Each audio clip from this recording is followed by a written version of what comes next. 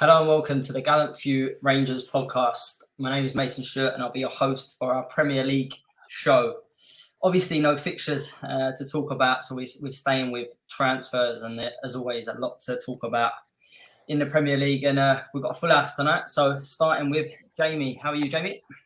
I'm absolutely fine, Mason. Thanks very much for having me back on. Nice to have you, mate. Nice to have you. We've also got Johnny. How's things, Johnny? I'm great. It's nice to be back. Lovely. And lastly, no means least, Colin. How are you, Colin? I'm good, Mason. Evening, gents. Evening, listeners. Good to be back on, talking all things mental EPL. It is. Do you know what? I was thinking today we're going to have to do a Saudi League show. Just because there's so much to talk about there as well. But at least a list of all the names that have actually just went. I argued with Bill slightly in one of the live streams. Bill was very anti all things that come for Saudi money, and I've said don't shoot it down because I'm reaching out to Saudi clubs, ask them for 100 million, and the pod will do coverage of anything they want. So you're laughing there, so let's not shoot down the Saudi league right now. No, it's the best thing that ever happened.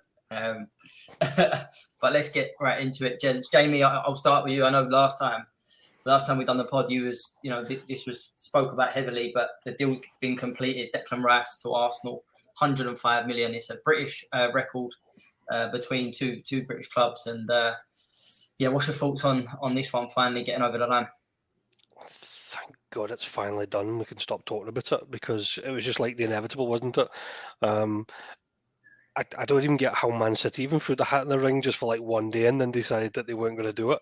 It was a bit of a weird one, wasn't it? But I think it was very from the off that he wanted to stay in London, and I think it was always Arsenal that were looking to spend that kind of money for him. They're the ones that they made him their number one target, and I think it was always going to be the case. Kind of glad it's done. It probably has ski-wooed the market a little bit because 105 million for Declan Rice, and I can be very controversial with that, and I would say that he improves Arsenal, but does he win them the league? I would argue not, but I know other people probably have another stance on that. But yeah, kind of glad it's done and dusted. And it'll be interesting to see how the merry-go-round of all the transfers happen now, because everybody knows West Ham have got money to spend. West Ham are obviously desperate to bring people in. Man U are going to try and offload all the shite onto West Ham, as they normally try and do. So yeah, it was inevitable. It was always going to be done. However, the signing video the Arsenal Fan TV released was very, very iffy. The Rice Baby. And if you've not had a chance to watch that, I recommend you do not watch that because it was absolutely horrendous. But yeah, he's there now, so we will see. We'll see what happens. Johnny, I agree there with Jamie. Thank God it's over. But obviously, as I said many times, living down here in a West Ham heavy area, people are nearly in tears about it. To be honest with you, I just think it's bonkers. I think he's a good player. I've always said this. I think he's a good player, but I think he's heavily overrated, and I think that 105 million on a player that will struggle to get 10 goals for your next season. Do you think that's a little bit harsh? And where do you see him sort of fitting in that Arsenal team? I think it's a good signing. I think it's a huge loss for West Ham, astronomical loss for them, and it's not one they can replace. The powerful player, good with the ball at his feet, excellent with control. I think he fits in that team. Breaks the play up. 105. We sat here not long ago and we all said no chance. Was that deal going over 100 million? There would be no chance, unrealistic. They would be lucky to get, I think we said 80 would be a big push. Then they went and done it, so you have to say, well, hats off to them. I think the Europa Conference League will have boosted it a bit, probably fluffed the price a fair bit. But I mean, they've signed Havertz. I would question mark that one. On top of that, I think Timber's a good signing. It's 200. I think I worked out the day about 210 million spent. That's a lot of bank. Is it a league winning? Is it enough to push for that league win? Again, I'd put a question mark, because although they have strengthened its good players in, I still don't see it being as a calibre as where Man City are going to be. And Colin, just on that as well, obviously on Rice, but Arsenal's business. Do you agree with that point with Johnny there? Do you see them challenging Man City and toppling Man City with them signings? What's your thoughts on their summer business so far? Yeah, I think I've maybe been in maybe the minority of people when it comes to Arsenal. I think the Havertz is a good signing. I think I spoke last time on the pod that you can't judge too much what happens at Chelsea when Chelsea are in the state they're in terms of being a bit of a basket case and just not having any stability. We know Havertz is an absolute talent. I think he's a good signing.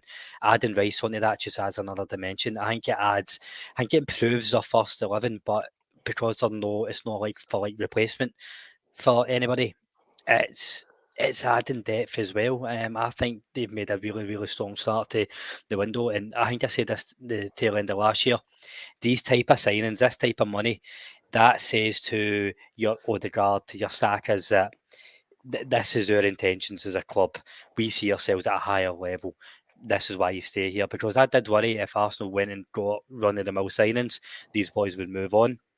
I think I've seen enough for Arteta, and this Arsenal squad. If they continue to add depth, then they can challenge this year. Yeah, just go on, Jamie. I was just going to say I seen a thing earlier and it actually really surprised me that now they've spent the money on Declan Rice and Timber. Arsenal under Arteta have spent 591 million. And you think of that and you go, what have they actually won? I think they've won one FA Cup and they've came second in the league. Now, not to discredit it, but we were all saying, I think Johnny said it, like we didn't think Arsenal would get to 100 million, but see when they spent 600 million, the best part of, for Arteta's time, they're definitely a spending club. You forget that Ben White was a cool 50 million. Ramsdale was probably about 50 million. So they do spend money. I think Rice will be a good signing for them. The Timber one, I don't see him getting in the starting 11 in front of the defence that they got because Saliba and Gabriel are probably the two standout central defenders. So it's probably more squad depth that they've added there. The Havertz one, like Johnny, I just don't get at all. If you think of Arsenal's traditional midfield, you've potentially going with either Jorginho or Partey in the centre and Odegaard and Rice. Where's Havertz going? If he's going to be played in midfield, then you're ultimately taking one of them off. I wouldn't play Havertz over Martinelli, and I certainly wouldn't play him over Saka. Based on what you've seen last year with the 7 goals he got for Chelsea in all competitions, there's an argument to say you wouldn't play him over Jesus either. So that one is probably the one that'll be. Let's see how that goes. Yeah. See, just on that, Jamie, that you've named 4 different areas where Havertz can go in and challenge. So there's an argument to say you won't have him there, but he's still in the conversation. And back to that depth, Martinelli, Saka, Jesus, they're not all going to set the head of the light for the full season. Havertz, I think he'll be a cracking signing, I really do, because he can slot in a multitude of different positions. Colin, this is not the bit where we do the crazy predictions for the season, right? That's in about 2 episodes we're doing that. You're going to keep that one and bag that one, mate. Burnley for Europe. Dice ball. As you say, I like Havertz. I wasn't canning him. I do like Havertz. I think he's a talented lad. Excellent in Germany. And he's went into a Chelsea team that just floundered. And I think for about 90% of the season when he did play, he was played out of position. He was an isolated striker, and I just don't think he's any good at that in the Premier League. But that's where I would say, where does he fit in Arsenal? Because I don't think he can work as isolated. If they put him up front with Jesus, you've got 2 players very similar, as in frailty, I mean. And then in the midfield, I don't see a space.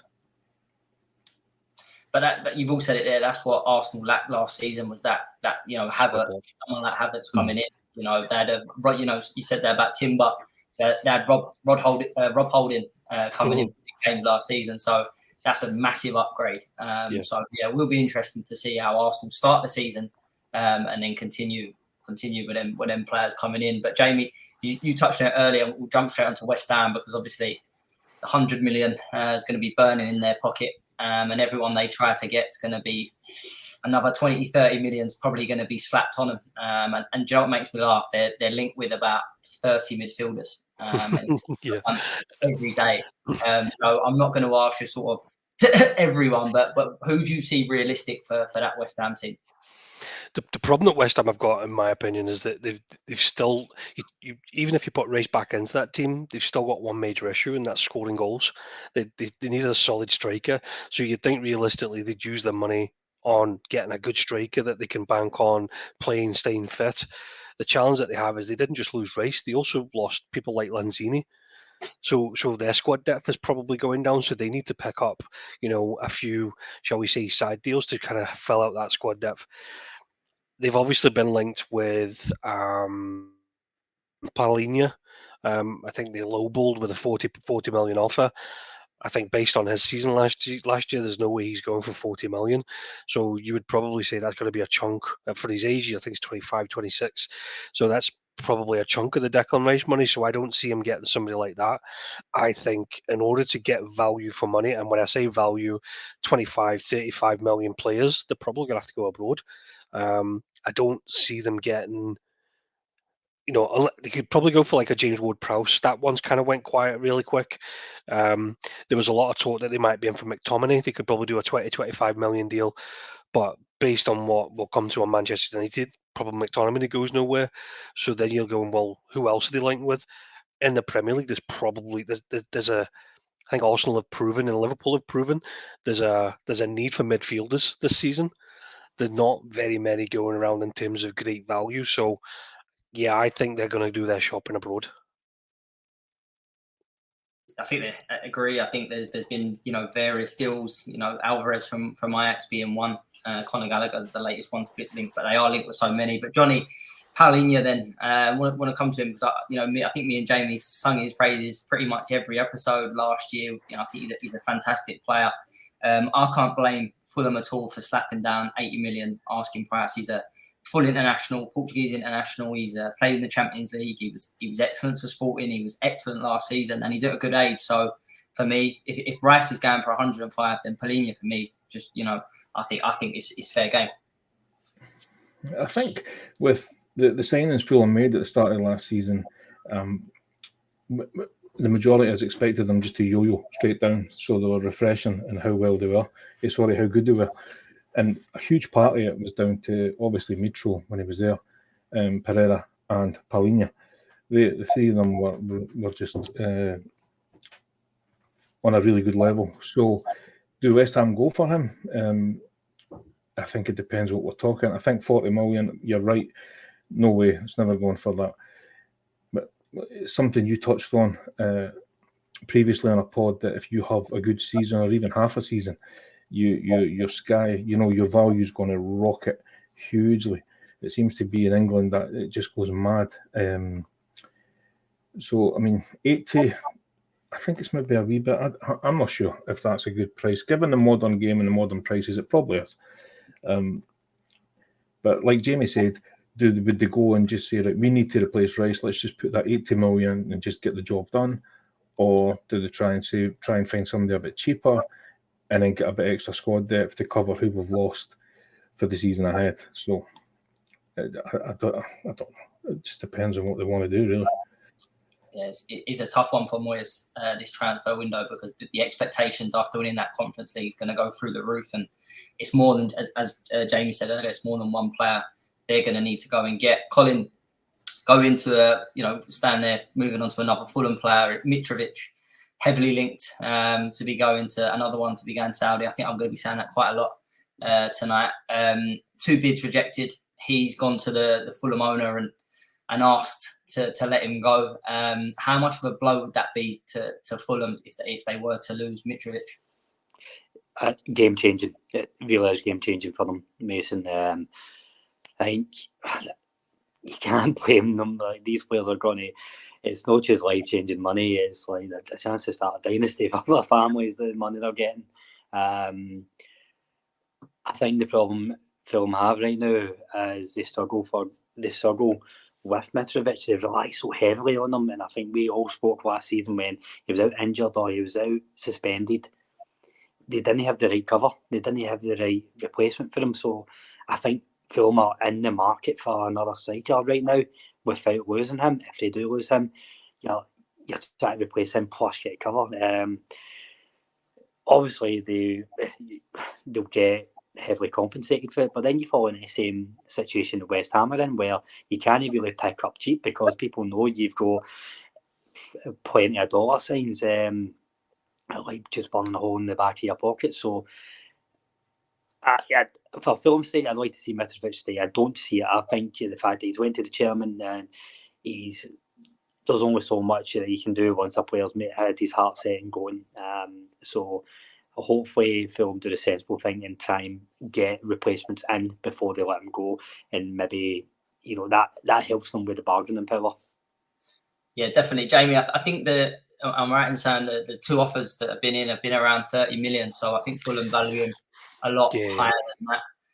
But I think the first offer was something like 35 million euros, and they came back with 45 million euros, and I think they were just slapped back straight off the bat. Which, to be fair, I think's fair. It would probably Colin hit the nail on it, to replace those kind of level of goals in any team in the Premier League right now. You're probably talking 40-50 million. I think that cover last year when Mitrovic was injured was Solomon and Vinicius. The Vinicius has went back to PSV, and Solomon's moved on to Tottenham. So they're already looking for squad depth again. I feel like we're going to be saying that constantly. I just don't see why you would let Mitrovic go. I mean, Fulham hold all the cards. I think he's still got 2 or 3 years left in his contract. So I think it's 2 years, sorry. So I'd be very surprised to see him go. He's at a good age to stay in the Premier League as well. I'd be disappointed if he left. But I think they were linked with. They've been doing the shopping themselves, and I think they were linked with Kelvin Bassey today, which it could be an interesting one.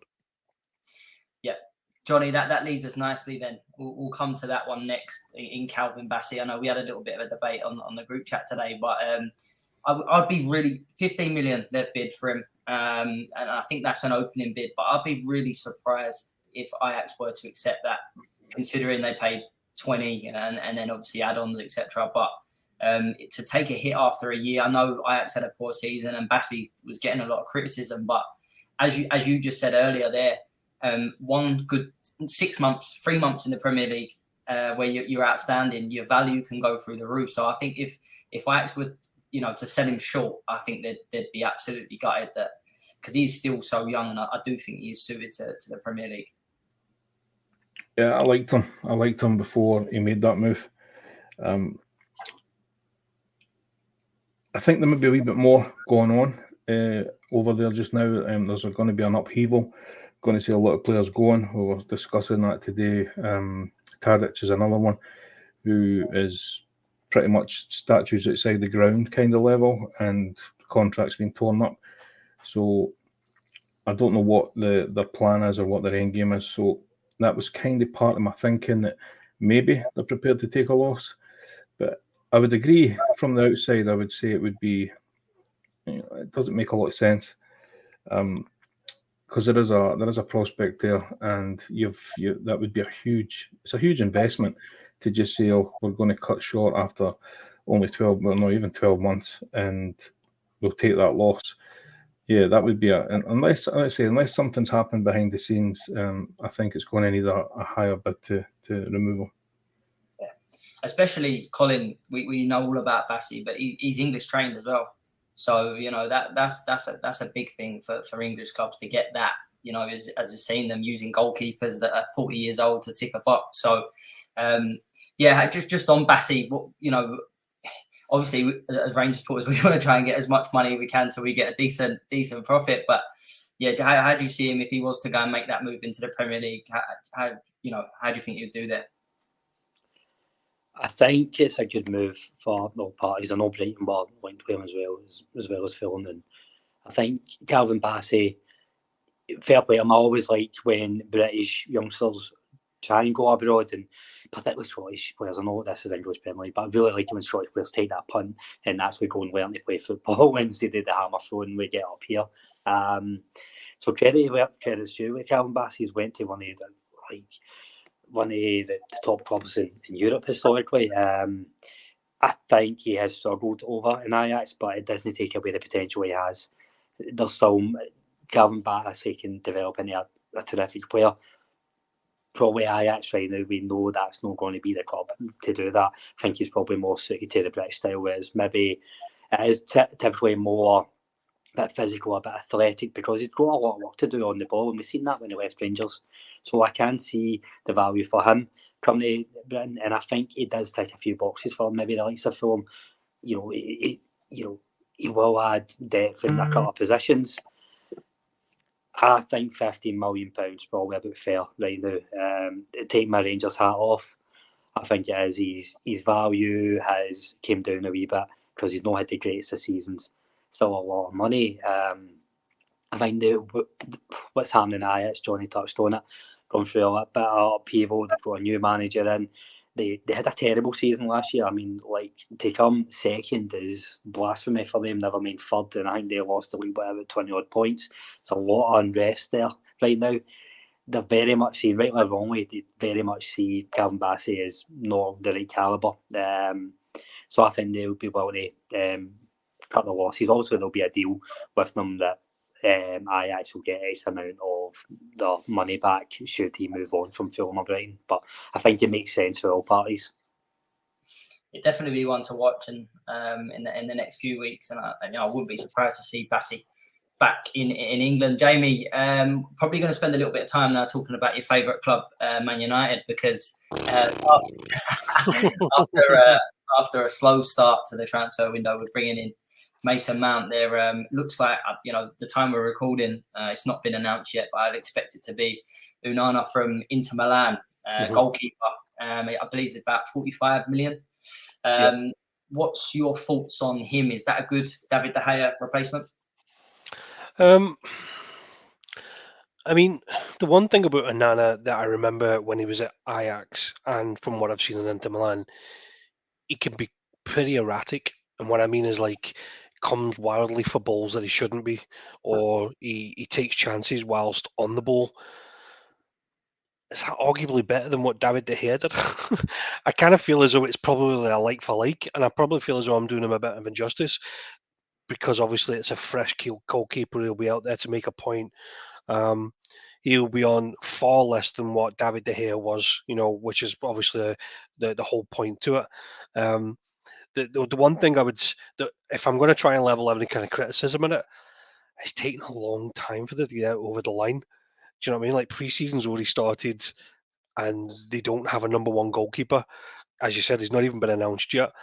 And I know that'll be down to negotiating tactics, but it seems like they were arguing over £4 million over the space of 2 weeks. When you think, like, this is the Champions League final, he's goalkeeper, why are you haggling with £4 in royalties?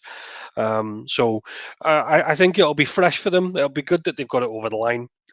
Does he improve them?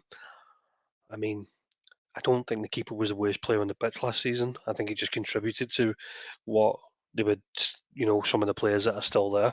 I think arguably they've got worse players still in the starting 11. Definitely, Johnny. Just on that then. They've also been linked with Rasmus Højlund, Baby Haaland, better known as 85 million. They want for him. He looks a good player. I watched him for Denmark quite recently, and he scored a hat trick. And I can see why the Baby Haaland shouts are there. But I'm just not sure if I can see sort of that, Atlanta getting that kind of money yet. But as I said, I've been shocked already with some of the prices that players are going for. So you never know. What's your thoughts on that one? Firstly, quickly on Onana. Obviously worked under Ten Hag at Ajax before he moved. And Jamie's right, he does have an erratic side to him, almost the sweeper keeper mentality. But he is getting better at it, especially last season. He was much more comfortable with it. I think it said it was 47 million. I think that's a great signing for Man United. I really do. I think 47 million for a solid keeper, to me, is peanuts. I would rather spend more than that on a keeper than go and spend 110 million on a defensive midfielder, because it's integral. It's huge. I mean, when De Gea was in his prime, he was winning points every week for them. I mean, that was massive. So I think we downplay, the importance of keepers sometimes, and especially the value. So yeah, I think that's a good addition for him. I think that one will come good. The Højlund transfer, the fees, it's comical. It is comical. He's played, I think it's 16 games, something like that. He's only played, it's an eight games and then another 8 games, and a lot of them are for the bench. Or is it 8? Maybe more games than that. Sorry, 8 goals. Sorry, I apologise. 8 goals. He scored 8 goals in his career. Yeah, 8 goals, and he obviously had that little run. Looked good run for international, and definitely promise. Powerful. I actually watched some highlight reels of him today, and very, very comfortable on the ball for a big lad. But yeah, that fee's obscene. If they go and pay that, then I've lost all faith in football. It's going to happen, Johnny. It's going to happen. But you could go and play 60 million for Mitrovic. And we just talked about, like, in terms of like guaranteeing goals, it's probably just like up until 3 weeks ago, nobody knew anything about this boy Højlund, and now it's 85 million. That's mad. I just feel like football's following the trend at the minute, though, and everyone's trying to find the next, that's it. Or just trying to get someone, when sometimes, as you just said there, Mitrovic, Tony, obviously before the ban, but someone that's staring you in the face in your own league.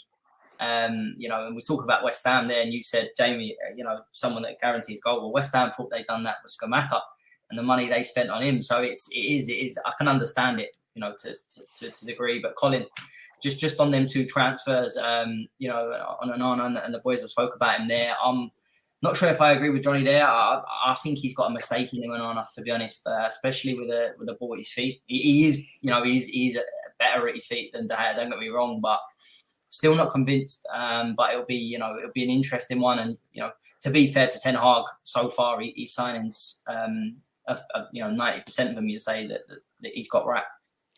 I'm probably in Johnny's camp here, where I think it would be a good signing.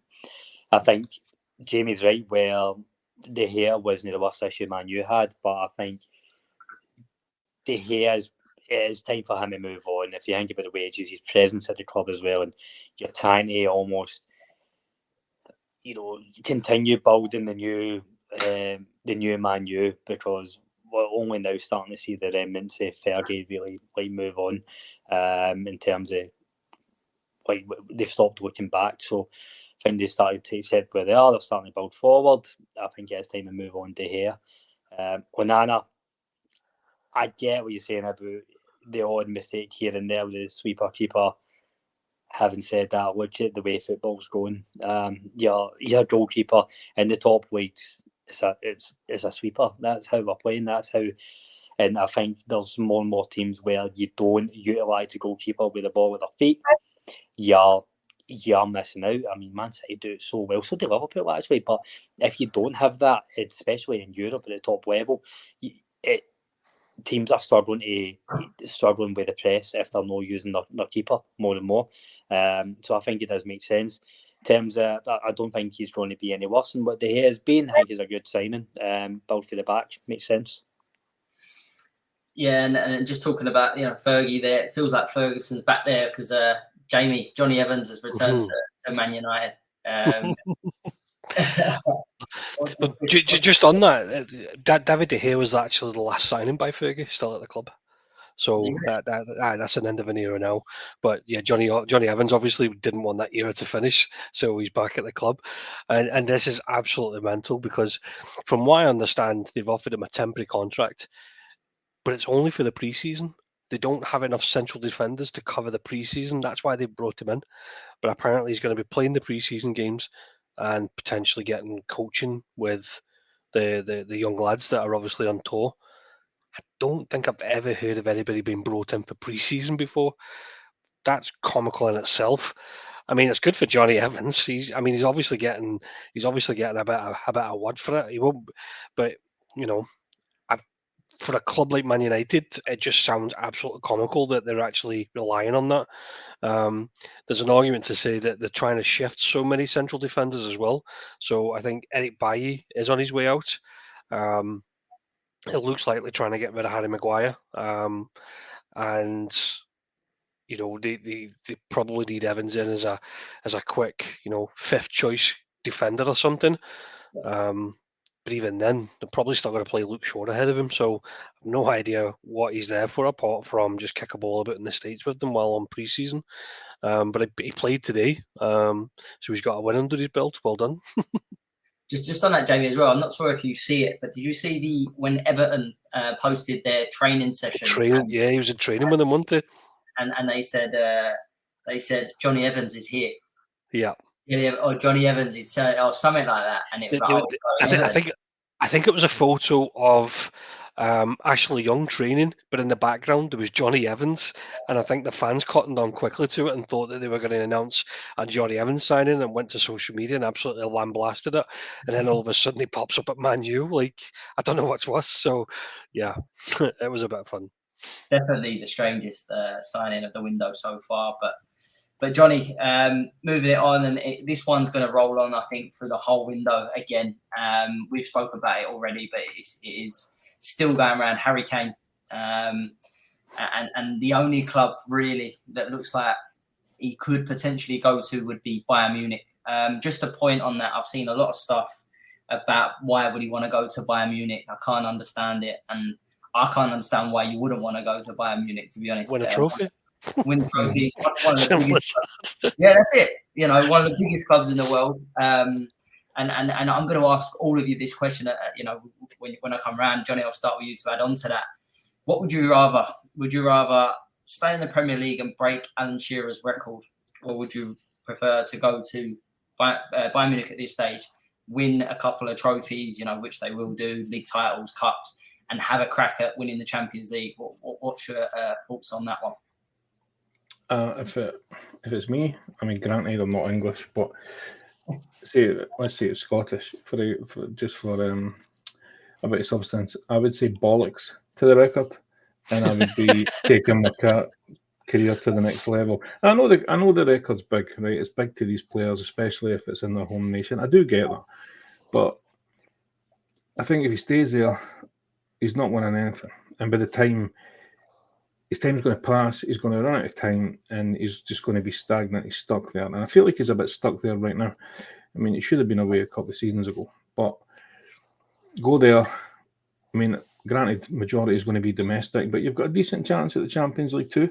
They've got excellent form in Europe. So, yeah, I think it'd be madness not to go. If they confront the fee, that's where I would question mark. Because Bayern don't pay those kind of fees. Not saying they won't, but I would be surprised. That's the issue, Johnny, isn't it? That's the issue at the minute. I said the same. I don't see him putting up the fee. There's been rumours today that Kimmich could potentially be leaving. You've got Goretzka as well, another one that could go. I think they've upped the asking price for Mane. If you see maybe 2 out of them 3 leave, maybe, but then you come back to it. Harry Kane's 30 in next week, I think. So, Colin, what's your thoughts on this one? To be honest, I personally think it will end up staying at Spurs.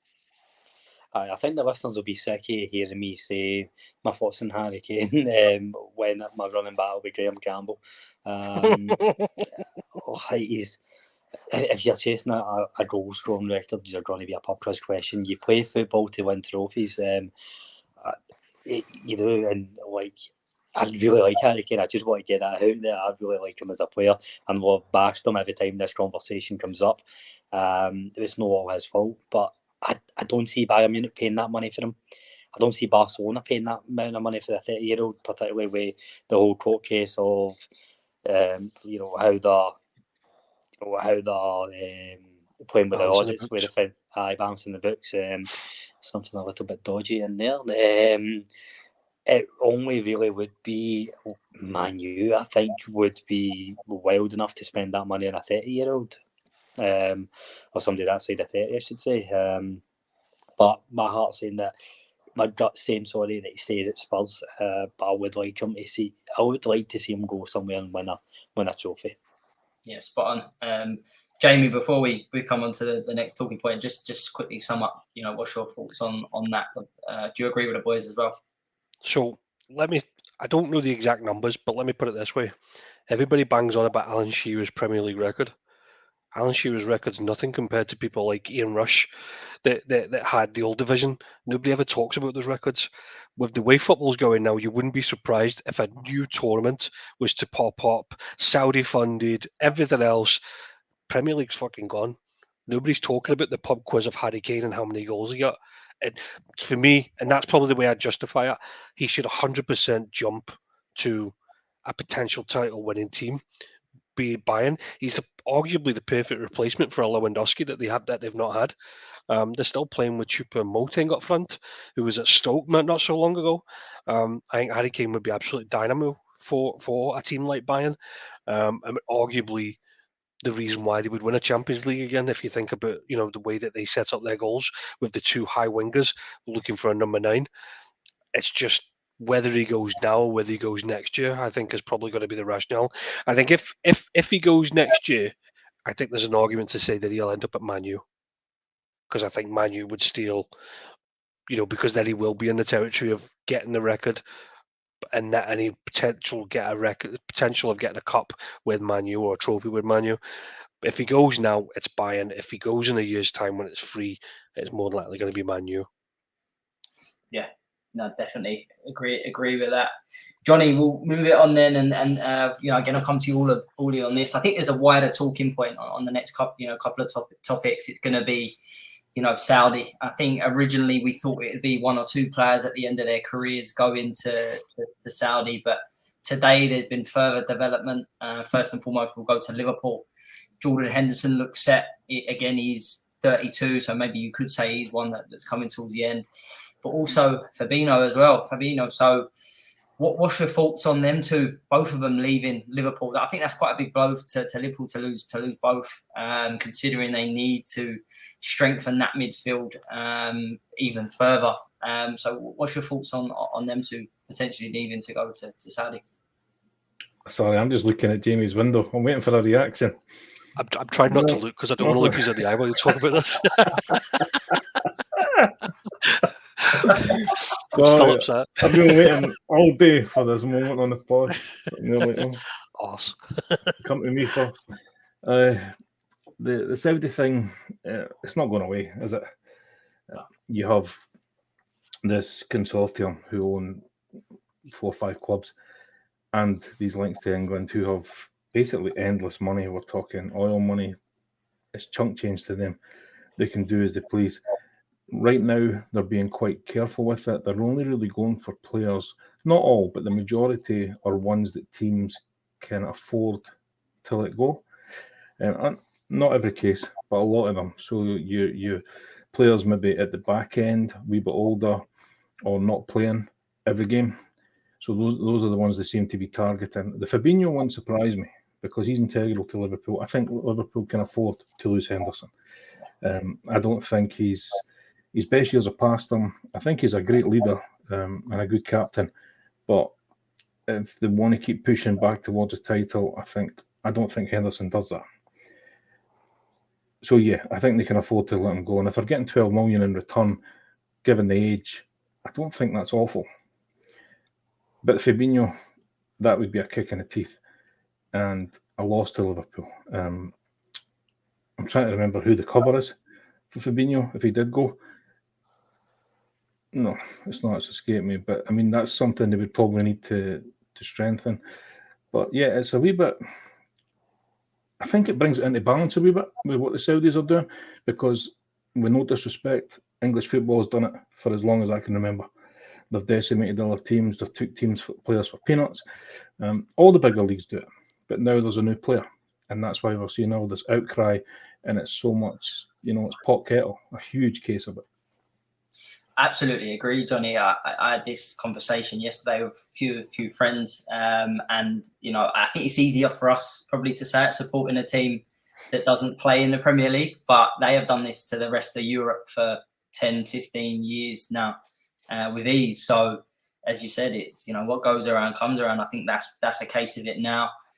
Colin, what's your thoughts on the moves? There's another move I'll come to in a minute, but obviously Liverpool as well. Because for me, I think if them two go, I think they need three centre midfielders. If they want to challenge Man City anyway, but I don't think they'll get all three.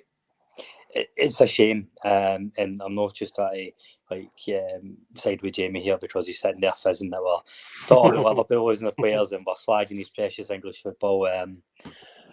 That Liverpool, with the boy whose name I struggle to pronounce, Soberslai, whatever his name is, the boy for Leipzig. Half an hour in the car, he was doing that on Saturday. Soberslai.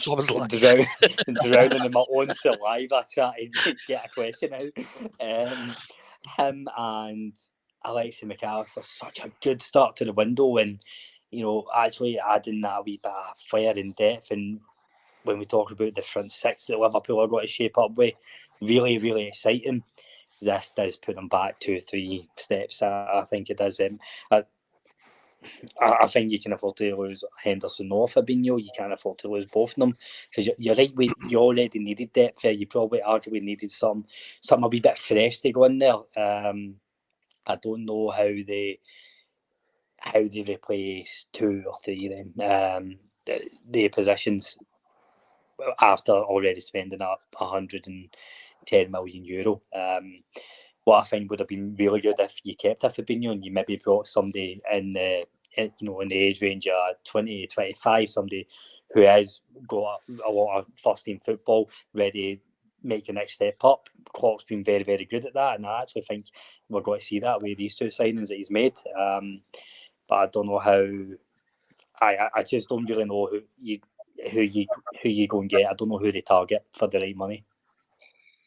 Yeah, no, that's going to be the problem. I think you make a good point. I said 3 a minute ago. That is too many, but I think definitely 2. If you look at it, Milner's gone. He wasn't fit a lot, but Chamberlain's gone. You've got Curtis Jones. Obviously, can play in there for Thiago, but he's injury prone. Jamie, sum this up for us. What if this does happen and Henderson and Fabinho go? Where the Liverpool sort of turn to next to get that midfield back on track? So firstly, they're gone. The 2 of them are gone. Henderson, completely understand. There's an old political agenda and a political conversation we can have about this, but if you look at it from a player point of view, he's 32 years old. The initial 700 grand a week reports is absolute codswallop. It's actually double his wages, and I know that sounds. I say actually, he's 190 grand a week at Liverpool, and he's double his wages. The bit that people are not getting about Saudi is that if they're there for 2 years, it's tax free. In England and Scotland and UK, they pay 40% tax because they're on higher earners. They lose half of the wage. And that's not to say crying violins or anything, but when you're talking about the astronomical money, that's what it is. It's because it's tax-free if they're there for 2 years. So the talk is that he signed a 3-year contract. He's going to go play for Steven Gerrard, who's going to make him his ultimate. The funny thing is that Steven Gerrard's team is probably the only team in the league that's not funded by the Saudi government. So we've got to scrimp and escape to get 12 million out of them, whereas everybody else is getting loads of money. The Fabinho one, there was the one that's come out of nowhere. I think Henderson was sat down and had a conversation about realistically what his playing time is like, and I think Klopp was open and honest with him and said, "You're realistically not going to play as many. You're probably going to be my next Jalen Milner in terms of game time, how you come on as opposed to starting it." And I think that'd be fair to say because he's 32. He struggles to play more than 2 games in a week because of his back injuries. So accepting Henderson goes is a no-brainer for me. The Fabinho one, though, I think is the one that came out of nowhere. People forget 5 years ago we paid 40 million for Fabinho, and we've got an offer for 40 million to take him off our hands again. He's pretty much led that. Fabinho's pretty much led that charge. He's asked to go, so I think Liverpool have decided that he can be part of the revolution that is happening with the midfield at the moment, and I think whilst we say we lost so many midfielders, you're 100% right. But actually, people forget what we do have available at the moment. So at the moment, you've got the likes of Thiago. You've got the young lad who was brilliant last season, Bjatic, who's a defensive midfielder. He'll be coming back into the team. You've got Harvey Elliott that can play in midfield. We've just picked up Alexis McAllister for peanuts and Szoboszlai, who looks absolutely top-notch. I do agree, though, we do need at least one more midfielder. And I say one more midfielder is because I fully believe that Liverpool will use Trent in the midfield. They did it again tonight in the pre-season against Colsrue. So that's the last 2 months of last season, the 2 England games, and the pre-season that we've already seen Trent playing as this hybrid role. Whereas when we've got the ball, Trent moves into the midfield and starts to play the Xabi Alonso passes, as I call it, and Konate moves over and we go back to a 3. When we lose possession, Trent comes back over and covers and we switch to a 4 at the back. I think Klopp's going to persist with that going forward, based on the fact that if we bring in a right back cover, that's going to be far cheaper than bringing in a second midfielder. There's talk. It has went quiet the last couple of days, but it was talk on Monday that apparently we were talking with Benjamin Pavard's agent, which is the cracking French 27-year-old right back at Bayern Munich, who's apparently not wanted there anymore. I would bite your hand off at taking somebody like him and moving Trent in midfield. I think that'd be a cracking, alternative to what we're talking about. That leaves the one position, the one bring in for a midfield position. And I think it's kind of opposite that what West Ham have got. People know that Liverpool need a midfielder, so they're chumping up the values. So we've inquired. I think there was the black lad Coney at Borussia Mönchengladbach.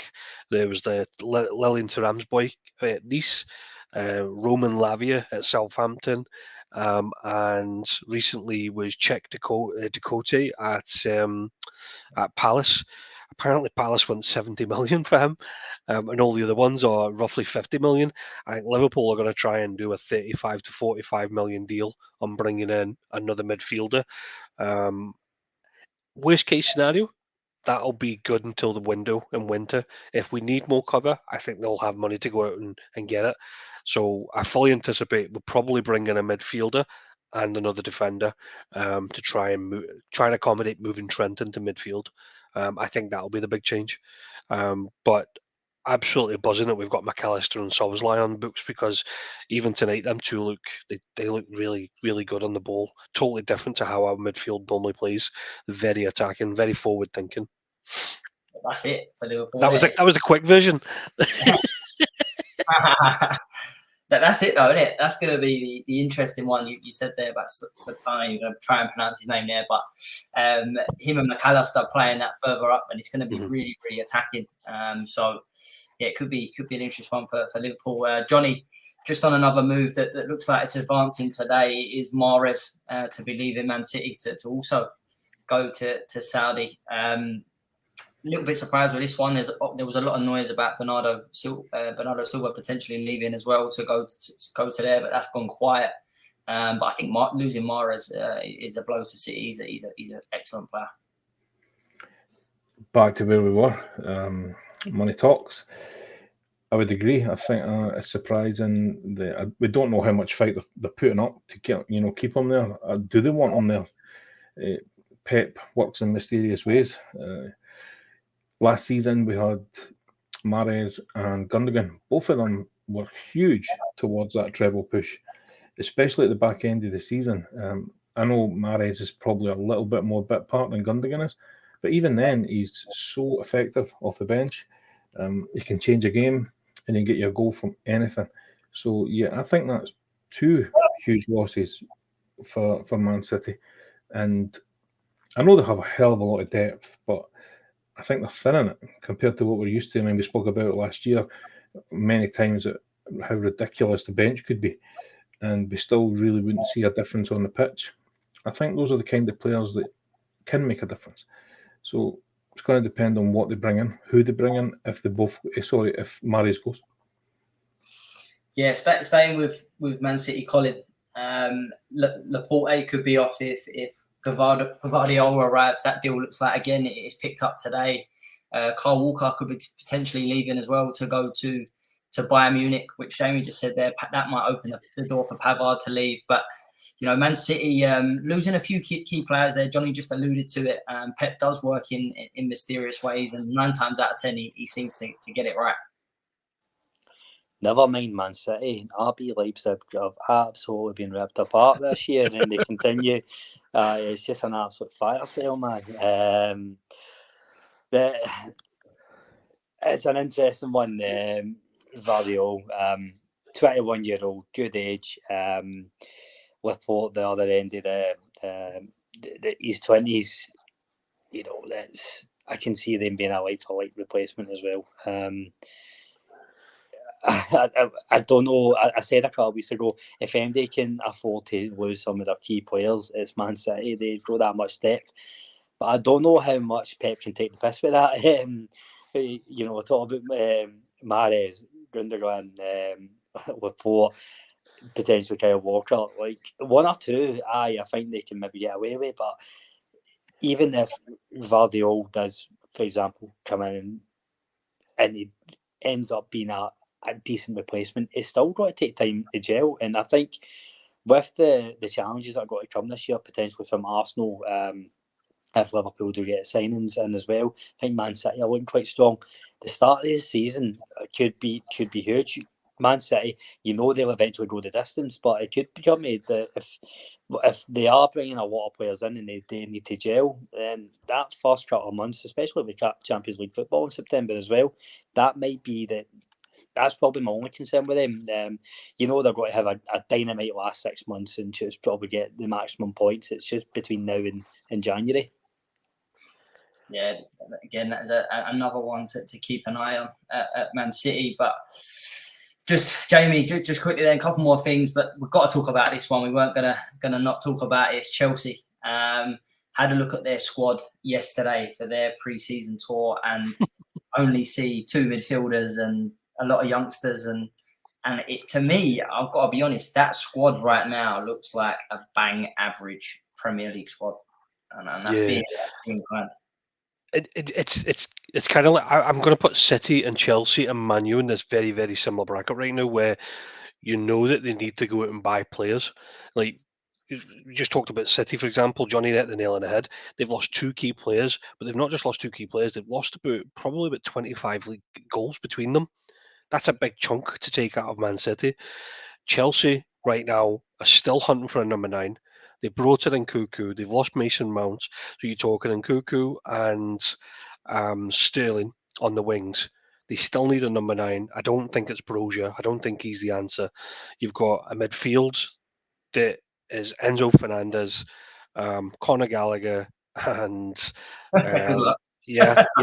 Do you get what I mean? It's when you look at them and you go, surely Chelsea are still looking to bring in. You know, I know there's a talk about Moises Caicedo, but he's a defensive midfielder. Like, he's not adding goals to that team, in my opinion. So they must be still looking to go out and get a striker or, you know, somebody that can do that turn for them.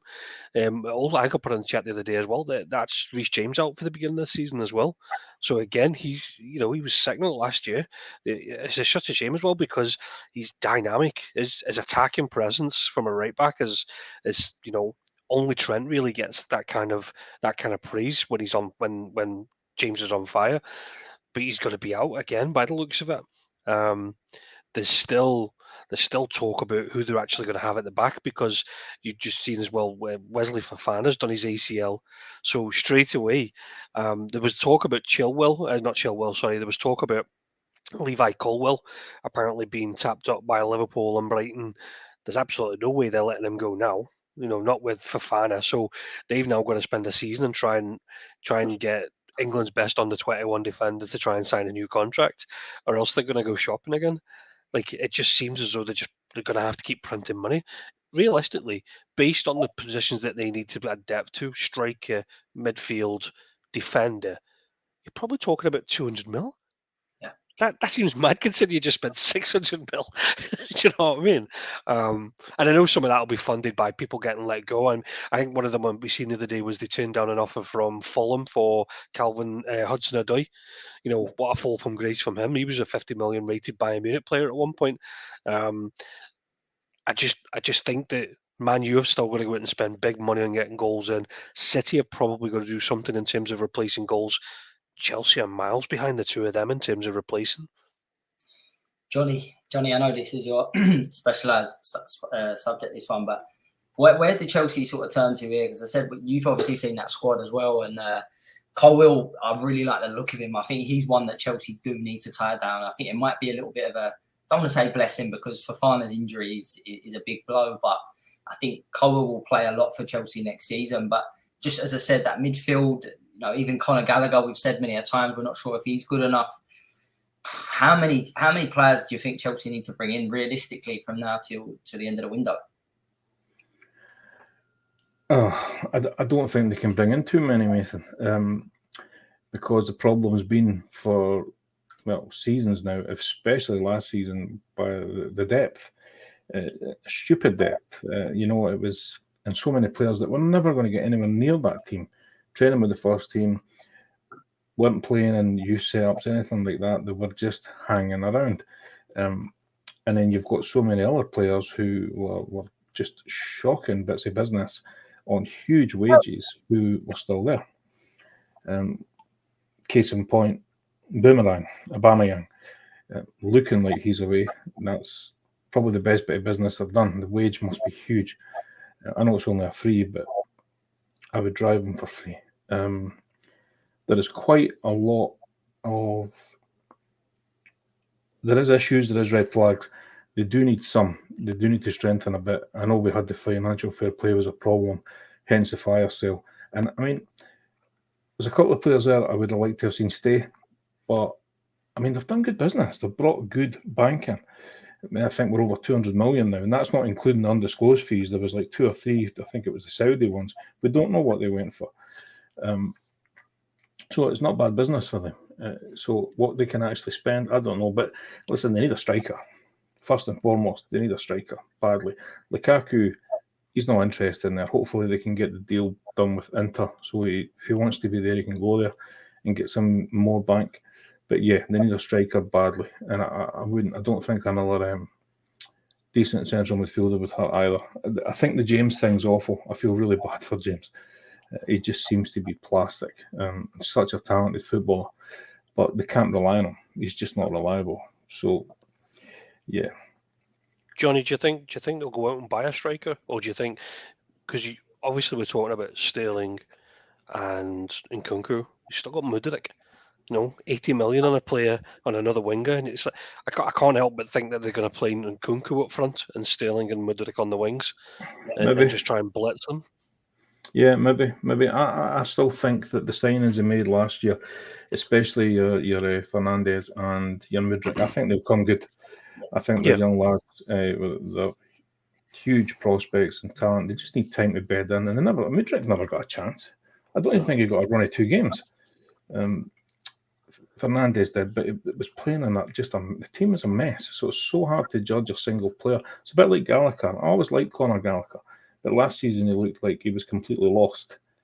But I don't know if it would be a bit harsh to sell him out, given how bad the rest of them were. So I still think they need a striker, Jamie.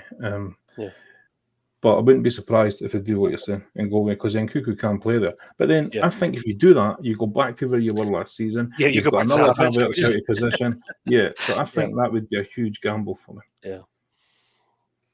Yeah, and it's Potter's got a big job on his hands. He's done well getting so many players out the door, but now's the bit where he needs to bring players in. But Colin, just to sort of round us off for the hour, then tonight's sort of breaking news is that Harvey Barnes looks set to be moving to Newcastle. 38 million deal's been agreed. I'm a big fan of Harvey Barnes, by the way, and it does sound like a lot, but again, you get English tax. He's still a good age, scored 13 goals for Leicester last season. So what's your thoughts on this one to Newcastle? I'm with you. I like him as a player, but I don't really see... I don't know if it's the right move for Newcastle. With him coming in, I'm going to assume somebody like Alisson Maximum is going to move on. I think that is the rumours anyway. It's a very congested area now with play Harvey Barnes in the left wing, Anthony Gordon and Alisson Maximum, unless the plan is to play Harvey Barnes as the attacking midfielder. I think Newcastle, unless it's just to replace that, I think they could have spent their money better elsewhere. I think they're quite light in the number 9. I don't know if Callum Wilson's a long-term answer. Isaac, we need a bit of depth for him. So I'm quite surprised to spend that money on him, as much as I like Harvey Barnes. But it's particularly when, he'll be named up here. I was talking to Old Eddie Howe on Saturday. Massive thank you to Gateshead in Newcastle for letting me and the old Jamie go and cover the game for the best areas. He spoke time and time again about how how strict our budgets are this year with financial fair play. You don't spend the best part of 40 million on an area I think you've got covered. I don't really see the value in it. We obviously see Newcastle and Anthony Gordon look really sharp as well. He's a position that someone that plays in that position. Jamie, what's your thoughts on this deal? Are you surprised by it? Because I know you like Barnes, but I think it's a bit too much money. Yeah, I think if you look at it, well, what they're basically saying with that deal is that it's pretty much the same cost as what James Maddison was. I think James Maddison's 10 times the player of Harvey Barnes. I think Harvey Barnes is, and I don't mean to do him a discredit. I think he's a one-trick pony. He's very, very pacey, and he gets into spaces because of it. Newcastle have already got players like that. They've already got Almiron, they've got Isak. They had St. Maximin. Obviously, as Colin alluded to, St. Maximin looks to be going to Saudi, and probably a lot more injury prone. So I get bringing Harvey Barnes in adds a little bit of depth. But we forget they're going into the Champions League. And me and Colin will say, like, the team that we watched at the weekend, I know it was pre-season, we were joking that if you take Harvey Barnes, if Harvey Barnes plays the Premier League, for example, and he gets injured and he goes into the Champions League, he's back up as Jamal Lewis or Jacob Murphy or Matt Ritchie, and you think surely not for if Newcastle have got this abundancy of money potentially available to them. 38 million on a Harvey Barnes seems a little overpriced, but I could probably do you half a pod about why I don't think Tonali was a good deal either. But again, that's just, how they've spent their money. I think there was arguably better options for them or better deals for them to be done. As an example, we've talked about Laporte. Apparently he's on the market for 30 million. I think it'd be a cracking deal for them. That kind of a caliber player, you could probably go and pick up a 30 million, play him a handsome, a wage, and stick him in the centre of defence alongside Botman. I think that'd be an absolute cracking deal. But again, Howe spoke at Saturday and said that, which was quite surprising, they are very, very restricted in terms of what they can spend. That surprised us because we thought, well, the fact that they qualify for the Champions League means that they should have potential earnings coming in, and it works in a 3-year cycle. So you're talking about the next 3 years. So I was surprised that they spent so much on Tonali and so much, because you're talking, was that 105 million on Harvey Barnes and Tonali? Colin said it earlier. Liverpool paid the same amount for Szoboszlai and Alexis McAllister, just to put it in context. Yeah, no, I do think it's a lot. But I think, again, though, when you get English players involved, you do tend to pay over the odds. And Johnny, then just to finish us off, as we stay with Newcastle, that deal obviously looks like it's happening, and St. Maximin looks like he's going to be heading the other way, going to Saudi. Are you surprised by that? Because I think on his day, he's a very good player, but it just seems like Eddie Howe doesn't fancy him. I think. Listen, we it's hard to argue with Eddie Howe and these the way he's going about things, because he's done incredibly well. Excellent last season, so can't really fault him. I think St. Max, I would agree, when he's on it, he can be unplayable, but he's not on it enough, and he's also loved an injury as well. I think both of the factors probably makes Eddie think, well, it's extra money for me to do, strengthen elsewhere. And like you say, they didn't use him much, so I don't think they're going to lose him. It's not going to be a huge loss for them. Yeah, and it does look like it's that's going to happen as well. But we'll wrap it up there then, gents. That's a good over an hour talking transfers, and we could probably talk for another hour on more deals, which we'll do in the next week or so. So all to do is thank the guests tonight. Start with Colin. Thanks for coming on tonight, mate. Always a pleasure, Mason. Thanks, Jamie. Thanks, Johnny. Thank you, listeners. And I'll speak to you again soon. Top man, and also thanks, Jamie. Hopefully, we'll have some better Liverpool news coming for the next show. Well, we got a pre-season win tonight, so I'm still on a high from that. I'm happy we won 4-2. Gakpo and Jota doing the deed. So I'm really looking forward tonight. It's always good to get a wee catch up. So I said we're probably gonna have to do a separate pod on a list of all the players that I've left and went to Saudi, and kind of come up with that best 11 that I've left. So yeah, I think Colin, I think we spoke earlier as well that we're going to try and do our version of our calls now, our biggest calls, controversial calls or best calls, and then we'll come back to them at the end of the season and see what they look like. So I'm expecting some absolute dingers. I'm looking forward to that. That sounds brilliant. Cutting material for sure. And lastly, Johnny, thanks again for tonight, mate. Again, we Chelsea, we might get some better Chelsea news coming, but thanks for coming on. Thanks for having me. Thank you, gentlemen, and everybody listening. Always a pleasure. Nice one. And just to sort of round that off, we do have the fantasy football up and running now, which we're all looking forward to. And just on that, if you go onto the Gallant Fuse Twitter, all the details are there to get you up and running. So make sure you do that.